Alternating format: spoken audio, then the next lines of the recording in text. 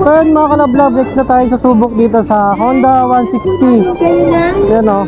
So pipili tayo ng gagamitin nating motor. So gagamitin na lang natin yung orange dito sa likod. Yan.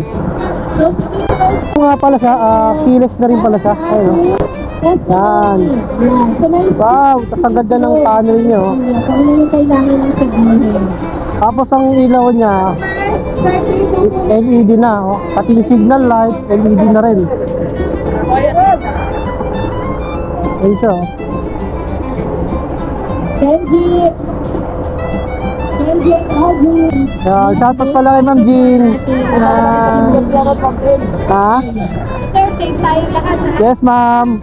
Kasama na rin natin si Pops Ron. Yan, ayan o, ayan o. Yan. Ayan o, ganda o. Sarap po.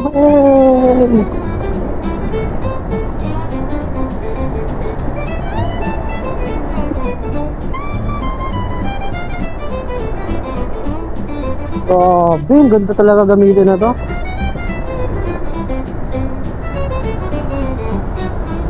So napansin ko lang sa kanya sa paggamit ko ngayon kasi gumagamit talaga ako ng Honda Click eh. Dati Honda Click user din ako, ngayon nasa KDB 160 na ako na napaka-smooth din na to. Pagdating talaga sa Honda, quality talaga, tapos wala kang iisipin pagdating sa takbuhan niya. Talagang hindi ka mangangalay, hindi ka mapapagod. Tapos yung upuan niya mas pinakapal. Ang lambot. Oy, yung gusto ko. Obstacle. Hey, obstacle. Ito ang masarap na training sa lahat. Pag-obstacle ka.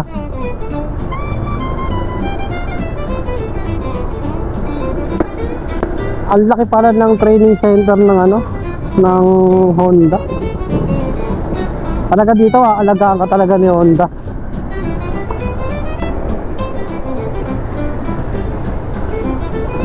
Oy, rampa na. Rampa.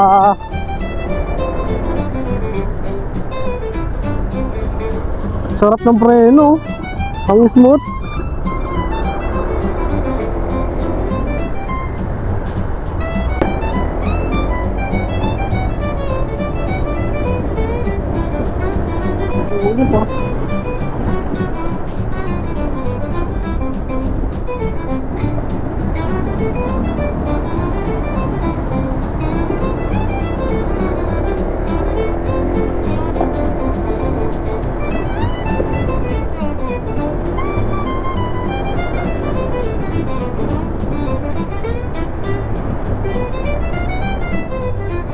Sarap mag-braking, grabe.